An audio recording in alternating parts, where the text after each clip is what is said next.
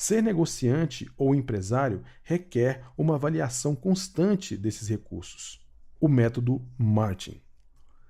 Vários anos atrás, tivemos o prazer de entrevistar o Sr. Martin, um investidor muito astuto e milionário tipo self-made man. O Sr. Martin participou de uma entrevista de grupo que realizamos com 8 multimilionários. Para ser incluído nesse grupo, os respondentes precisavam ter um patrimônio líquido de 5 milhões ou mais. Construir um patrimônio líquido de 5 milhões ou mais em uma única geração é uma conquista e tanto.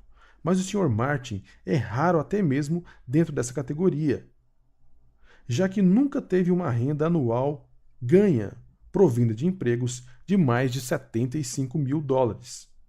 Ele é um dos melhores investidores que jamais entrevistamos. Fez sua fortuna no mercado de ações. Descobrimos que ele é extremamente inteligente e bem informado a respeito de diversos investimentos.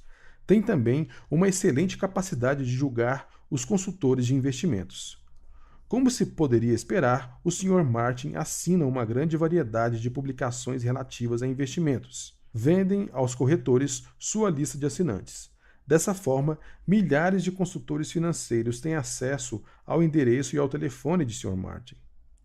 Ele estima que a cada semana, 3 ou 4 corretores tentam conquistá-lo através de telefonemas não solicitados. Como é que o Sr. Martin lida com esses telefonemas? Ele instruiu sua secretária para utilizar o método Martin ao interrogar todos os que o procuram. O que é o método Martin? Eis o que ele nos disse durante a entrevista. Sou um negociante que gosta de testar as pessoas. Recebo muitos telefonemas de corretores. Eles dizem: tenho muita experiência nas melhores ofertas de Wall Street. Tenho um currículo fantástico. Já fiz meus clientes ganharem muito dinheiro. Eu sempre digo: você tem algumas boas ideias de investimento para mim? Ele diz: com certeza, especialmente se o senhor estiver disposto a trocar algumas ações de seu portfólio. Só trabalho com contas de no mínimo 200 mil. Quer dizer que você é bom mesmo? Bem, vou lhe dizer uma coisa. Mande-me uma cópia de suas próprias declarações de imposto de renda nos últimos anos e uma lista do que você teve no seu próprio portfólio nos últimos 3 anos. Se você ganhou mais dinheiro do que eu ganhei com meus investimentos, vou investir com você. Aqui está meu endereço. Quando eles dizem: mas nós não podemos lhe mostrar isso, eu digo: nesse caso, sua proposta deve ser conversa fiada. Esta é a minha estratégia para peneirar as pessoas. Eu as interrogo todas dessa maneira, e faço isso com toda a sinceridade. Talvez você esteja se perguntando como o Sr. Martin encontra tempo para avaliar todas as pilhas de credenciais desses telefonemas que ele recebe. Durante muitos anos que o Sr. Martin investe ativamente, já recebeu incontáveis solicitações por telefone. E quanto destes solicitantes se candidataram ao emprego de consultor financeiro, submetendo-lhes suas próprias credenciais? Nenhum.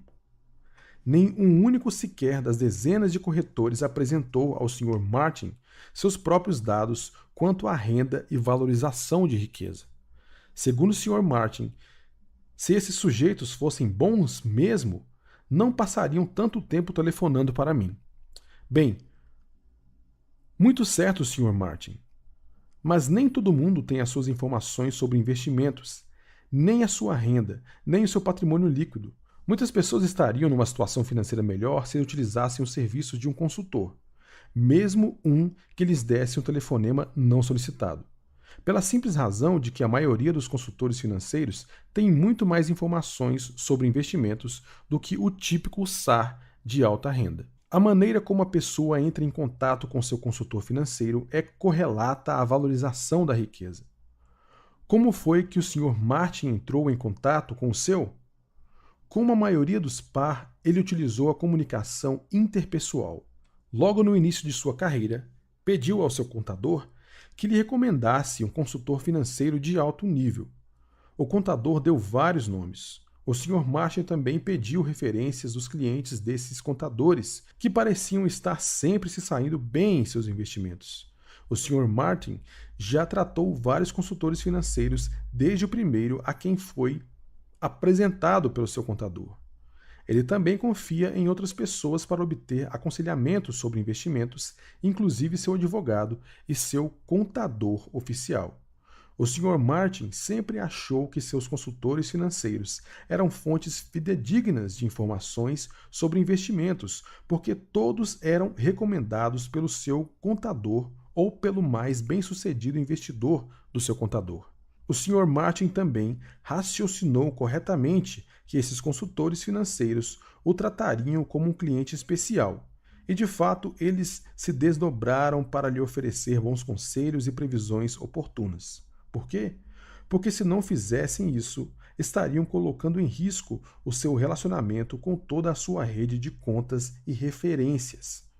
O que o Sr. Martin faria se seus consultores lhe prestassem serviços de baixa qualidade? Ele queixaria ao contador que lhe recomendou essas pessoas. O contador não gostaria de perder o Sr. Martin como cliente e, com certeza, excluiria esses consultores da sua rede de referências. Nenhum consultor financeiro gostaria de ser despedido dessa maneira. Até os consultores de melhor qualidade aumentam ainda mais o nível de seus serviços quando atendem algum membro de uma rede de referências importante. O que podemos aprender com essa experiência? Escolha um consultor financeiro recomendado por um consultor esclarecido ou por seus clientes com um portfólio de investimentos que, ao longo prazo, supere a média do mercado. Se você não tem um contador, contrate um. Outra correlação da acumulação de riqueza é a contratação de um contador qualificado.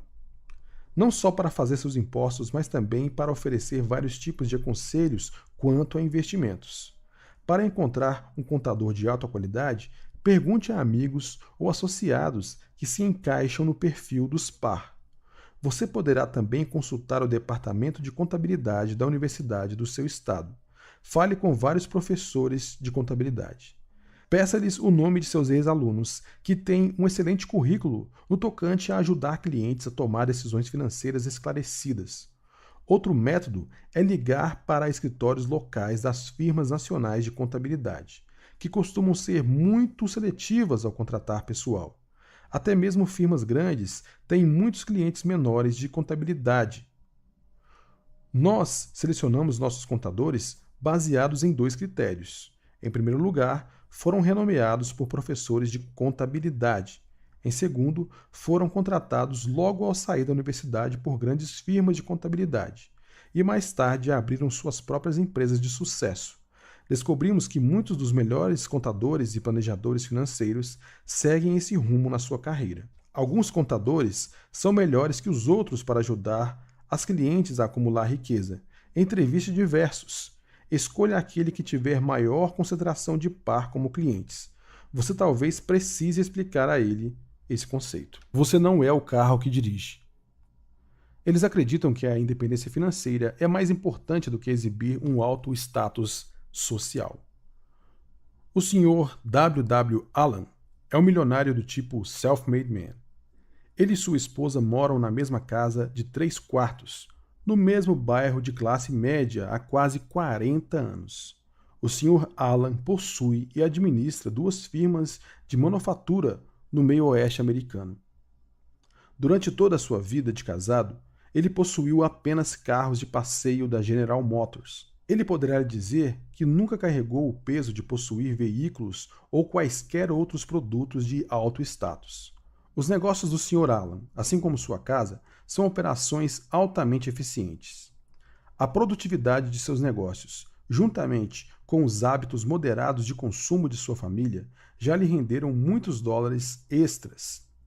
Estes, por sua vez, foram sempre reinvestidos em seus negócios, em imóveis comerciais e em ações de uma variedade de empresas americanas de alta qualidade.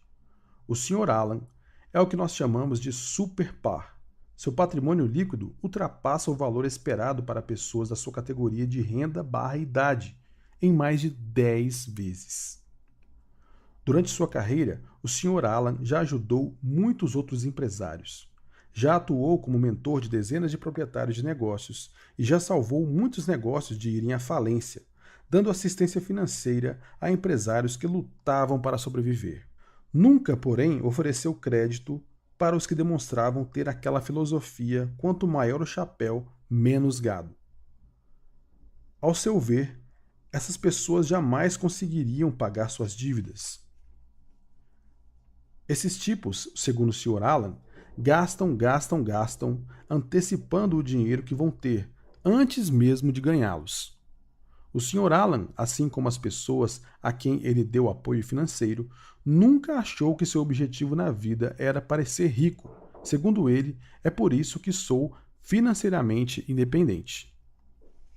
Se o seu objetivo é alcançar a segurança financeira, provavelmente você irá consegui-lo. Mas se sua motivação é ganhar dinheiro para gastar e ter uma boa vida, você nunca vai conseguir. Muitas pessoas que nunca atingem a independência financeira têm convicções bastante diferentes. Quando lhes perguntamos sobre sua motivação, elas falam em termos de trabalho e carreira. Mas pergunte a elas por que trabalham tanto, por que escolheram as carreiras que escolheram. Suas respostas são muito diferentes da do Dr. Alan. Elas são SAR, e os SAR, em especial os geradores de alta renda, trabalham para gastar, não para conquistar e manter a independência financeira. O SAR vê a vida como uma série de melhorias passando de um nível de luxo para o nível seguinte. Então, quem é que gosta de trabalhar? Quem obtém satisfação de sua carreira? Os PAR ou os SAR? Na maioria dos casos, os PAR amam trabalhar, enquanto os SAR trabalham porque precisam sustentar seus hábitos de consumo excessivo. Essas pessoas e seus motivos ofendem o Sr. Alan, ele afirmou. O dinheiro nunca deve mudar os valores básicos da pessoa. O dinheiro é como um boletim. É uma maneira de dizer como você está indo na vida. Rolls Royce? Não, obrigado. O Sr. Alan é extremamente perceptivo na sua compreensão do SAR. Basicamente, ele acha que os produtos mudam as pessoas. Se você adquire um produto de luxo, provavelmente vai ter de comprar outros para completar a imagem de ostentação social. Não vai demorar para que seu estilo de vida mude por completo. O Sr. Alan compreende a natureza complementar que existe entre os produtos de luxo e o estilo de vida de alto consumo. Ele não quer saber de nenhum desses objetivos. Na sua opinião, são uma ameaça ao seu estilo de vida. Bastante simples, porém altamente suficiente. Construir riqueza não é algo que vá mudar seu estilo de vida. Até mesmo no estágio atual da minha vida, não quero mudar minha maneira de viver. Maneira de viver. Maneira de viver. Maneira de viver. Os valores e prioridades do Sr. Alan passaram recentemente por um teste. Várias pessoas a quem ele ajudou a sobreviver comercialmente resolveram lhe comprar um presente de aniversário muito especial. Que gesto bonito seria, pensaram eles. Só que os presentes de luxo, quer venham de amigos ou parentes ricos, nem sempre são compatíveis com os valores e o estilo de vida de quem os recebe. E muitas vezes, esses presentes colocam uma tremenda pressão em quem os recebe para gastar cada vez mais da sua renda a fim de corresponder à imagem. Alguns pais abastados compram para seus filhos adultos casas localizadas em bairros ricos. Será uma boa ideia? Talvez eles devessem perceber que os bairros ricos são bairros de alto consumo, desde os impostos municipais sobre a propriedade até a pressão para se decorar a casa, desde a necessidade de colocar os filhos em escolas particulares caras até o carro de 40 mil, um Suburban de luxo com tração nas 4 rodas. Os filhos estão agora na roda viva do ganha-gasta. Obrigado, mamãe e papai. Como nos disse o Sr. Alan, o superpar, aconteceu uma coisa interessante há um pouco tempo. Descobri que estava para ganhar um presente de surpresa de vários associados meus. O presente era um Rolls Royce. Tinha sido encomendado para mim. Cor especial, decoração interna especial. Estava encomendado havia cerca de 4 meses, mas ainda havia uma espera de 5 meses até a entrega. Como se pode dizer a alguém que quer lhe dar um Rolls Royce que você não quer ganhá-lo? Por que o Sr. Alan se recusou a aceitar um presente tão maravilhoso? Não há nada que o Rolls-Royce represente que seja importante na minha vida. Nem tampouco eu gostaria de mudar a minha vida para me adaptar a um Rolls-Royce. Não posso jogar peixe no banco de trás de um Rolls-Royce. Como faço agora quando vou pescar? Preciso levar todos até o lago. Eu pesco todos os fins de semana. Temos os melhores peixes de água doce do país, lá onde eu guardo meu barco de pesca. A pescaria do Sr. Alan inclui atirar peixes ainda sangrando no banco de trás de seu carro. Um carro de passeio americano de 4 anos de idade e sem nenhum luxo. Mas esse comportamento não combina com o Rolls-Royce. Ir de Rolls até o lago seria completamente fora de propósito. O Sr. Alan não se sentiria à vontade com um veículo desses. Teria de mudar o seu comportamento, ou parando de pescar ou recusando o presente. Vamos considerar mais um pouco o dilema do Sr. Alan. Seu escritório se localiza dentro de sua fábrica, que fica numa velha área industrial. Um Rolls-Royce como aquele ficaria deslocado num ambiente assim. E naturalmente o Sr. Alan não quer possuir 2 carros. Isso seria ineficiente. Ele também acha que um carro de luxo iria despertar a antipatia de muitos de seus empregados. Eles poderiam ter a sensação de que estão sendo explorados pelo patrão. Se não fosse assim, como ele poderia comprar um carro tão caro? Há também outras considerações. Com o Rolls-Royce, não posso ir a alguns restaurantes populares que gosto. Não posso chegar até lá num Rolls-Royce. Sendo assim, não, obrigado. Dessa forma, tive de ligar e dizer: preciso dizer uma coisa a vocês. Não quero esse Rolls. É algo totalmente sem importância. Há outras coisas mais divertidas e mais interessantes do que possuir um Rolls-Royce. O Sr. Alan reconhece que muitos artigos de luxo podem ser fardo ou até mesmo um impedimento para alguém que quer se tornar financeiramente independente. A vida já tem seus próprios fardos. Por que acrescentar excesso de bagagem? Comprando um carro estilo milionário. Como fazem os milionários para comprar um veículo a motor? Cerca de 81% compram seus veículos. O restante faz leasing. Apenas 23,5% dos milionários possuem carros novos. A maioria não comprou nenhum tipo de carro nos últimos 2 anos. Na verdade, 25,2% não compram um carro há 4 anos ou mais. Quanto pagam os milionários por esses veículos? O milionário típico, o do percentile 50, pagou $24.800 pela sua aquisição mais recente.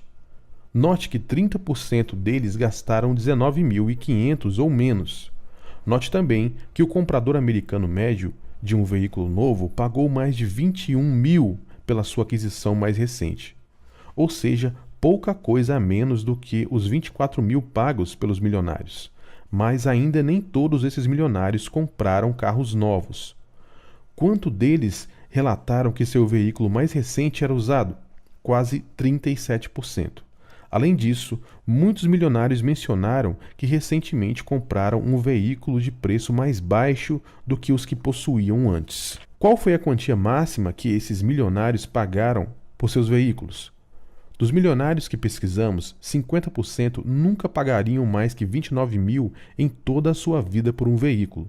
Cerca de 1 em 5 ou 20% nunca gastou mais de $19.950. Cerca de 80% pagaram $4.300 ou menos para adquirir seu veículo mais caro. E o que acontece se separarmos da nossa amostra aqueles milionários que herdaram sua riqueza, ou seja, quase 14% da nossa amostra? O típico herdeiro da riqueza pagou mais de $36.000 pelo seu veículo mais caro. Em forte contraste, o típico milionário self-made pagou muito menos, aproximadamente $27.000, ou seja, quase $9.000 a menos do que os milionários que herdaram sua riqueza.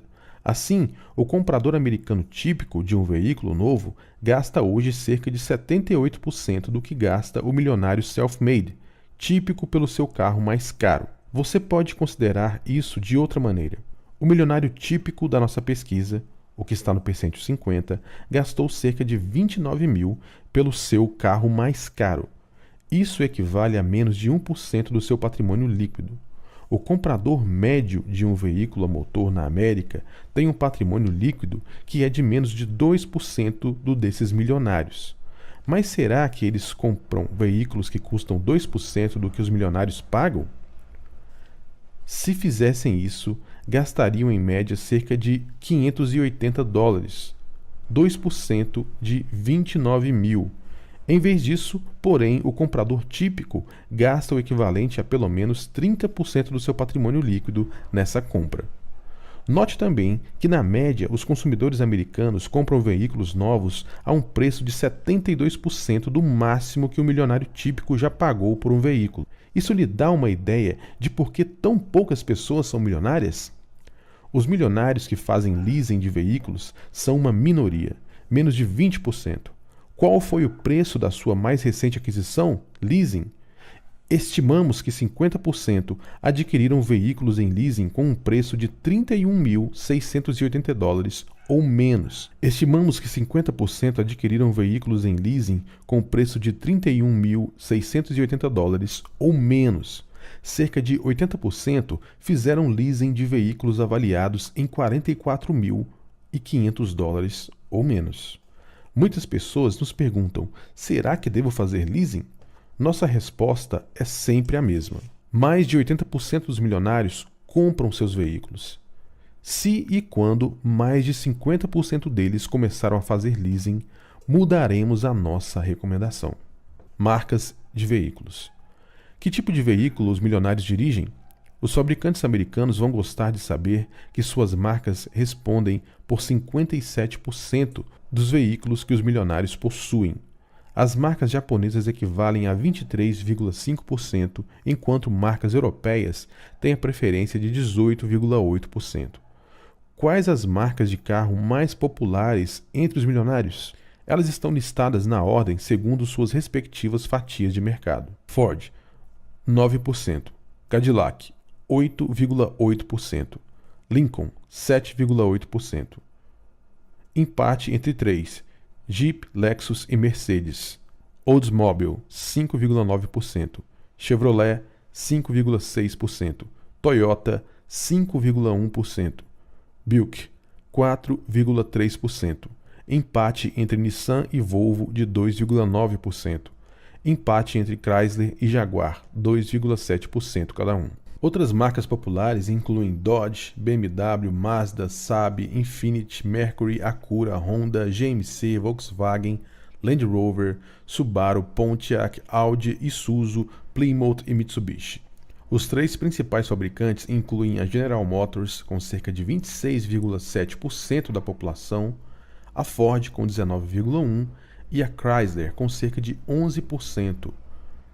Como se vê, a maioria dos milionários dirige os carros americanos mais populares, os chamados metal de Detroit. São estes também os carros possuídos pela maioria dos americanos. Dessa forma, como se pode saber se o seu vizinho que dirige um Ford ou um Cadillac ou um Jeep é milionário ou não? Não se pode. Não é fácil julgar as características de riqueza das pessoas segundo os veículos que elas possuem. Um número cada vez maior de pessoas afluentes está comprando veículos americanos, especialmente das marcas Buick, Cadillac, Chevrolet, Chrysler, Ford, Lincoln e Oldsmobile. Essa tendência se relaciona com a crescente popularidade dos veículos utilitários esportivos produzidos pela Chrysler, Ford e General Motors.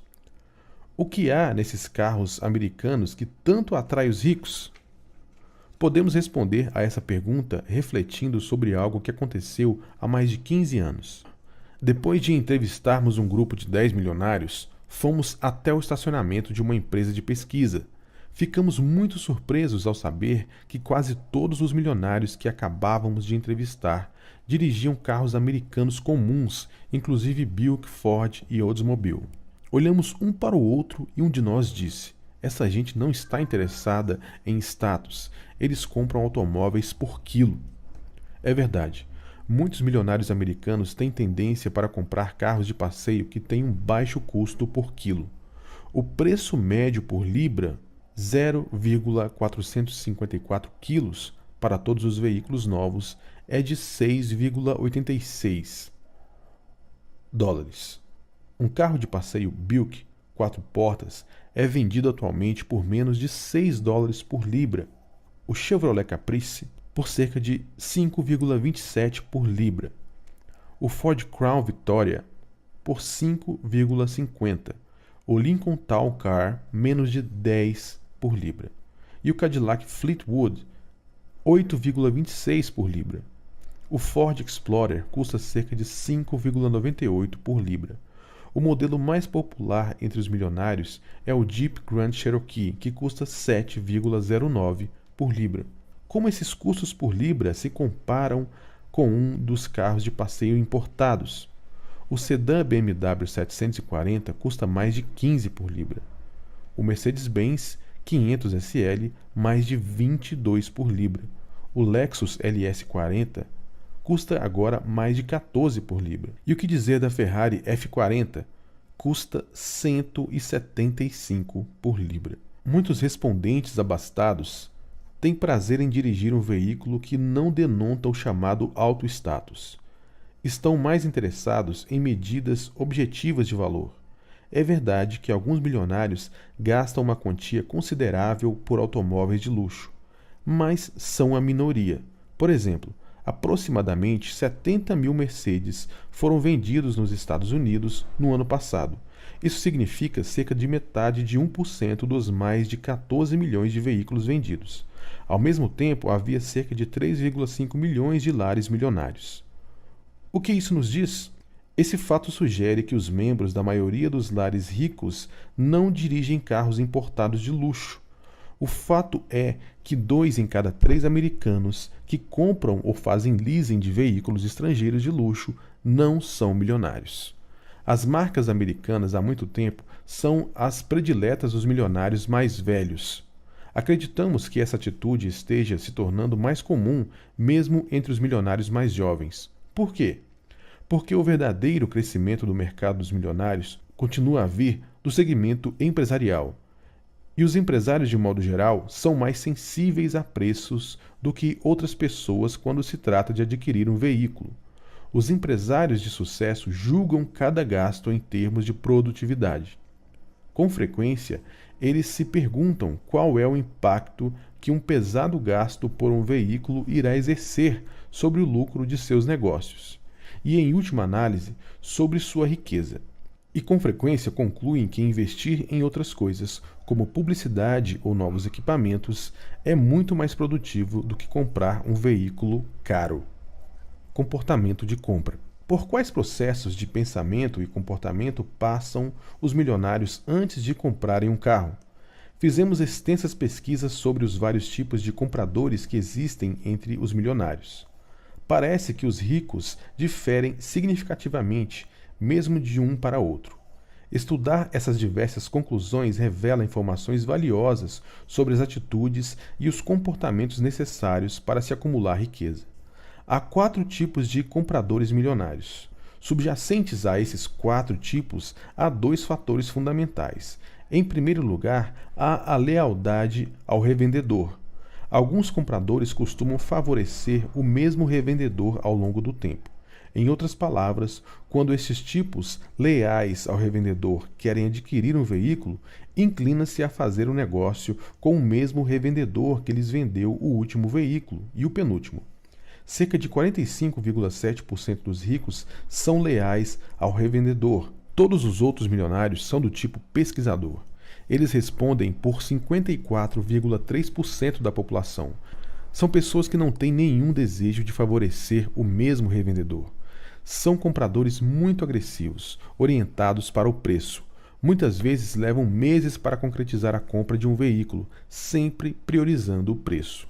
O segundo fator subjacente aos compradores é a escolha do veículo novo ou usado. Entre os ricos, 63,4% preferem comprar um carro novo. O restante, 36,6%, tem uma tendência muito forte para comprar apenas veículos usados. Unindo esses 2 fatores, vemos que há 4 tipos de milionários quando se trata de comprar carros. Tipo 1, preferem veículos novos, leais ao revendedor, 28,6%. Tipo 2, preferem veículos novos, pesquisam entre os revendedores, 34%. Preferem veículos usados, leais ao revendedor, 17%. Tipo 4 preferem veículos usados, pesquisam entre os revendedores, 19,5%. Preferem veículos novos, leais ao revendedor,